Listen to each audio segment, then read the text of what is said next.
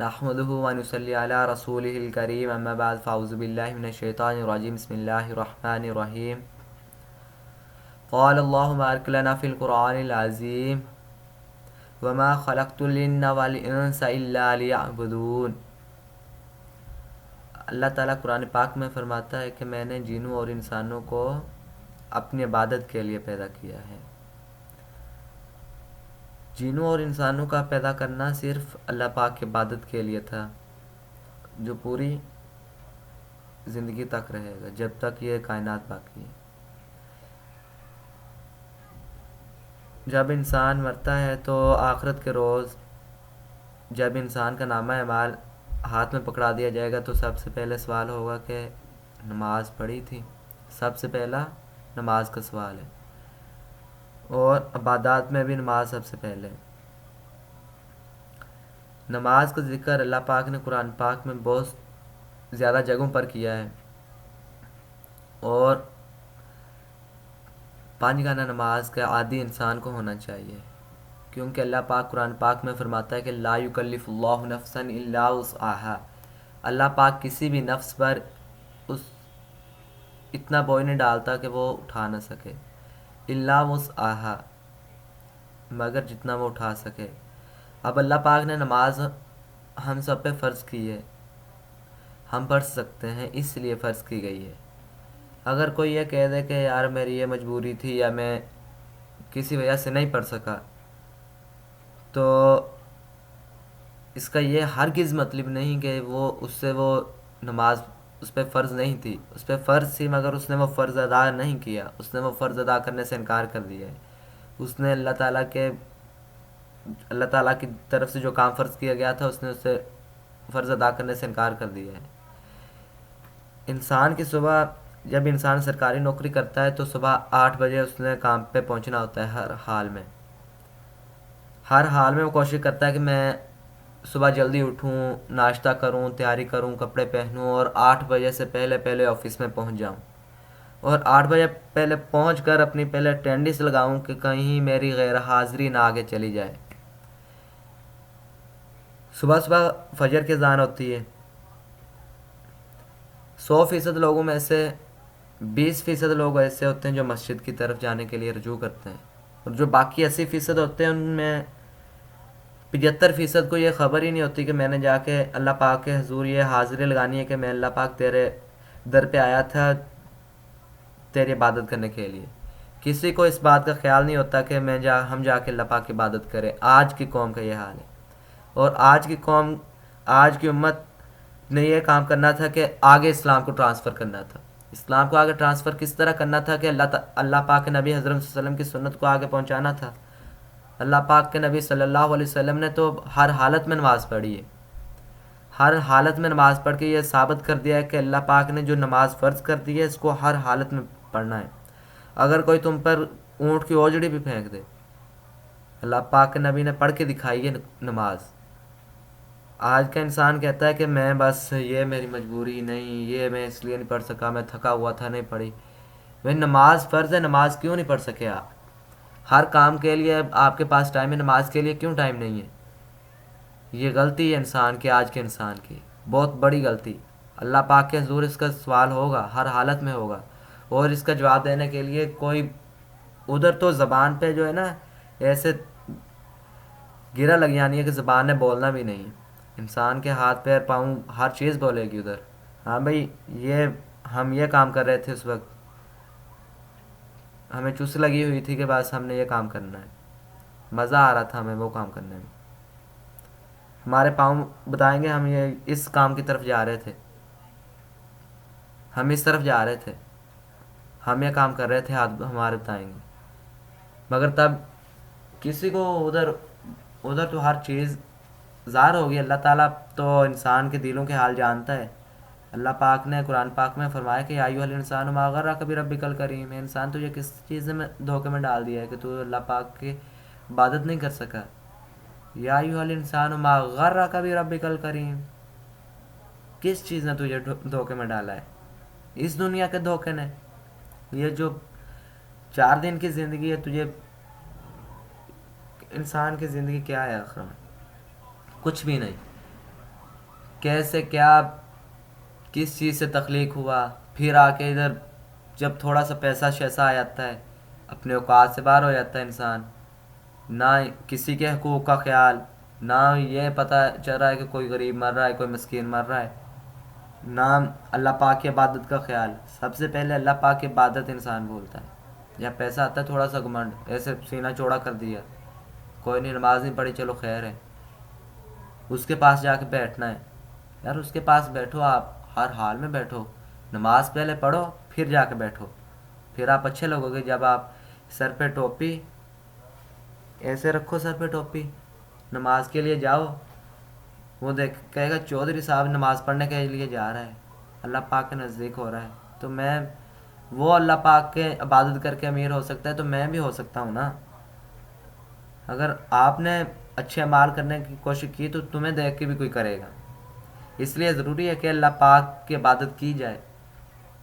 ہر انسان، ہر مخلوق اللہ پاک کی عبادت کرتی ہے، ہر مخلوق۔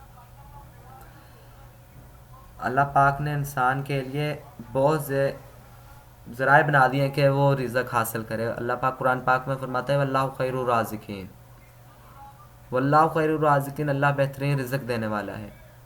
بہترین رزق جب اللہ پاک کی آپ عبادت کرو گے آپ کو رزق مل جائے گا۔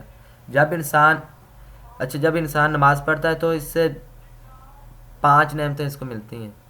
پہلی نعمت اس سے رزق کی تنگی کو اس سے اٹھا لیا جاتا ہے۔ پھر آگے جو ہوتے ہیں قبر کی تنگی بچ جاتا ہے، اس پل صراط مستقیم۔ فی الحال اسی بات کا ذکر کرتے ہیں کہ رزق کی تنگی آج کے دور کی سب سے بڑی بات رزق کی تنگی ہے۔ رزق کی تنگی اسی لیے ہے کہ اللہ پاک کی عبادات کا جو ہم پر فرض ہونا تھا، فرض ہوا تھا اور فرض رہیں گی آخر تک، جو فرض تھیں، فرض ہیں، فرض رہیں گی، ان پہ عمل نہ کرنا، ان کو ادا نہ کرنا، سب سے بڑی یہی ہماری غلطی ہے کہ ہم پر رزق کی تنگی ڈال دی گئی ہے۔ اب رزق کی تنگی کیسے اٹھے گی؟ اللہ پاک کی عبادت کرنے سے، جو اللہ پاک نے پہلے قرآن پاک میں فرما دیا کہ وما خلقت الجن والانس الا لیعبدون، اللہ پاک نے جنوں اور انسانوں کو اس لیے پیدا کیا کہ وہ اس کی عبادت کریں۔ اور اگر آپ اللہ پاک کی عبادت نہیں کرتے تو پھر یہ نہیں پیدا ہوتا، سوال یہ پیدا نہیں ہوتا کہ اللہ پاک آپ سے مجھ سے یہ نہیں پوچھا گیا کہ تو نے نماز کیوں نہیں پڑھی۔ اللہ پاک انسان کی اس سے بھی زیادہ قریب ہے، شارک سے بھی زیادہ قریب ہے۔ تو چاہیے کہ ہم نماز پڑھیں، اللہ پاک کی عبادات جو ہم پر فرض ہیں، روزہ، زکوٰۃ، نماز، سب سے پہلے نماز، حج بھی۔ حج انسان پر پوری زندگی میں ایک بار ادا کرنا بالکل فرض ہے صاحب استطاعت پر۔ اگر کوئی صاحب استطاعت نہیں ہے تو اس کے لیے گنجائش ہے۔ اگر جس کے پاس اتنا مال ہے کہ وہ حج کر سکتا ہے، اگر اس نے نہ کیا تو اس سے بھی سوال ہوگا۔ اگر کسی کا پڑوسی بھوکا سو رہا ہے تو اس سے بھی سوال ہوگا، ہاں بھائی کیوں سویا تھا۔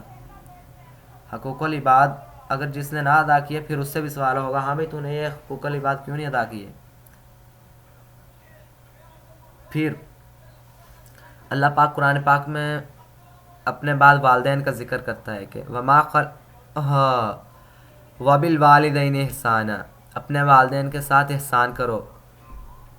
کس طرح احسان کرو؟ جس طرح انہوں نے تمہارے ساتھ بچپن میں کیا تھا۔ بچپن میں والدین بچے کے لیے ہر طرح کی اٹھاتے ہیں، ہر طرح کی مشکل اٹھاتے ہیں کہ میرے بچے کو کسی چیز کی تنگی نہ آئے، میرے بچے کے کپڑے، میرے بچے کے اسکول کے لیے بیگ، بکس، کاپیاں، پینسل، ہر چیز مہیا کرتے ہیں کہ میرے بچے کو کسی چیز کی تنگی نہ آئے۔ اگر وہی بچہ 25 سال کی عمر میں چھاتی چوڑی کر کے باپ کو کہے کہ تو ہوتا کون ہے، تو نے میرے لیے آج تک کیا کیا ہے، تو اس باپ کے دل کے اتنے ٹکڑے ہوتے ہیں کہ اگر آپ کسی شیشے کو جس میں آپ اپنا منہ دیکھتے ہو اس کو نیچے گرا کے اٹھا کے دکھا دو، اس کے کتنے کچرے ہیں، کتنے اس کے ٹکڑے ہو گئے ہیں کہ ایک بندہ شیشے کے ٹکڑے نہیں اٹھا سکتا۔ تو باپ کے دل کے اتنے زیادہ، شیشے سے 2-3 گنا زیادہ دل کے ٹکڑے ہوتے ہیں، ان کو اکٹھا کرنا کتنا مشکل ہوگا۔ اگر بچہ یہ کہہ دے کہ آپ نے کیا میرے لیے کیا ہے، تو وَبِالْوَالِدَيْنِ احسان، اپنے والدین کے ساتھ احسان کے ساتھ پیش آؤ، اپنے والدین کے ساتھ احسان کرو۔ امید ہے کہ آپ میری بات پہ عمل کریں گے اور اپنے والدین کے ساتھ حسن سلوک سے پیش آئیں گے۔ اور جب والدین بوڑھے ہوتے ہیں تو ان کو جیب خرچ کی ضرورت ہوتی ہے، تو وہ اپنے بچوں سے یہ نہیں کہہ سکتے کہ یار مجھے بیٹے مجھے پیسوں کی ضرورت ہے، پیسے دے دیں۔ وہ وہی باپ ہوتا ہے جس نے بچپن میں تجھے پیسے دیے ہوتے ہیں، تیرے 25 سال تک جب تک تو پیسے نے خرچہ نہیں اٹھاتا نا، تجھے پیسے دیتا ہے، وہ تجھے جیب خرچ دیتا ہے۔ جب تو اس کو جا کہتا ہے کہ مجھے 25,000 کی ضرورت ہے، میں نے یونیورسٹی کا یہ ایڈمیشن کروانا ہے، اس چیز کی فیس تارنی ہے، وہ لاکھ مانگتے ہو، وہ لاکھ بھی دیتا ہے۔ اگر جس وقت والدین کو ضرورت پڑتی ہے نا، تم نے منہ چڑھا دیا تو اللہ پاک حساب لینے والا ہے، اور اللہ پاک حساب لیتا ہے، اللہ پاک حساب لیتا ہے، اللہ پاک نہیں معاف کرتا، پھر اللہ پاک نہیں معاف کرتا۔ اللہ پاک کہتا ہے کہ اگر تم نے والدین کی عزت نہیں کی تو جاؤ، بھاڑ میں جاؤ، کسی کام کے نہیں ہے میرے لیے، میری عبادت نہیں کر رہے، والدین کی عزت نہیں کر رہے، تم کر کیا رہے ہو؟ اللہ پاک نے والدین اپنے بعد والدین کا ذکر کیا ہے۔ اللہ پاک کہتا ہے کہ وَاعْبُدُوا اللَّهَ وَلَا تُشْرِكُوا بِهِ شَيْئًا وَبِالْوَالِدَيْنِ احْسَانًا، اللہ تعالیٰ کی عبادت کرو، اس کے ساتھ کسی کو شریک نہ کرو، اور والدین کے ساتھ حسن سلوک کے ساتھ پیش آؤ۔ سارے جتنے بھی رشتہ دار، جتنے بھی دوست، سب قریبی، سب دور والے، سب کا بعد میں ذکر ہوا ہے، پہلے والدین کا۔ والدین کا ذکر اسی لیے ہوا ہے کہ وہ جب بچہ پیدا ہوتا ہے، ماں اس کے لیے اس تنگیاں اٹھاتی ہے، وہ آہیں جو بھرتی ہیں، اس کا بچہ جو بڑا ہو کے کچھ بھی نہیں، جو اس پہ فرض ادا ہوتے ہیں وہ جتنی مرضی کوشش کر لے، اس کے ایک آنکھ کے مطابق مشکل نہیں اٹھا سکتا جتنی ماں اٹھاتی ہے۔ ایک بندہ حضرت عمر فاروق رضی اللہ تعالیٰ عنہ کے پاس آتا ہے کہ میں نے اپنی والدہ کو، وہ جو بیمار تھیں، حج نہیں کر سکتی تھی، پیدل نہیں چل سکتی تھیں، تو میں نے ان کو اپنے کندھوں پہ اٹھایا، ان کو حج کروایا، تو کیا میں نے اپنی والدہ کا حق ادا کر دیا جو مجھ پہ فرض تھا؟ حضرت عمر فاروق رضی اللہ تعالیٰ عنہ نے فرمایا کہ تو کیسی بات کر رہا ہے، تو نے سوچا بھی کیسے کہ تو نے اس کا فرض ادا کر دیا ہے، تو نے اس کا وہ فرض بھی ادا نہیں کیا جو اس نے تجھے پیدا کرتے وقت ایک آنکھ بھری تھی، وہ فرض بھی تجھ سے ادا نہیں ہوا۔ اور آج ہم سوچتے ہیں کہ ہم نے اپنے والدین کا فرض ادا کر دیا ہے۔ یہ انسان سراسر گمراہی میں جا رہا ہے، آج کے دور کے چلتا جا رہا ہے، انسان گمراہی کی طرف چلتا جا رہا ہے، اس کے کبھی کوشش نہیں کرتا کہ میں اپنی جو مجھ سے غلطیاں ہو رہی ہیں ان پہ میں اپنی کوتاہی کو مانوں، اپنی غلطی کو مانوں۔ والدین کے ساتھ اللہ پاک کہتا ہے کہ والدین کے ساتھ، والدین جب بات کریں نا ان کو اف تک نہ کہو، جب والدین کو اف کرتے ہو تو ان کو اس کا بھی دکھ ہوتا ہے، اف تک نہیں کہنی والدین کو جب وہ دونوں تمہارے پاس بڑھاپے میں پہنچ جائیں۔ اگر ہم اف تک کہہ دیا تو اللہ تعالیٰ کہتا ہے جاؤ بھاڑ میں، کسی کام کے نہیں، جاؤ۔ جب والدین ناراض ہوتے ہیں انسان پر ہر چیز کی تنگی آتی ہے، ہر چیز کی، رزق کی تنگی انسان پہ آتی ہے، انسان پہ تنگی آ جاتی ہے، اس سے، اس کے قریبی رشتہ داروں سے، اس کے قریبی رشتہ دار اس سے ناراض ہوتے ہیں، اس کے دوست جو ہوتے ہیں وہ منہ پھیر لیتے ہیں اس سے، اور دولت اس سے منہ پھیر لیتی ہے، سب سے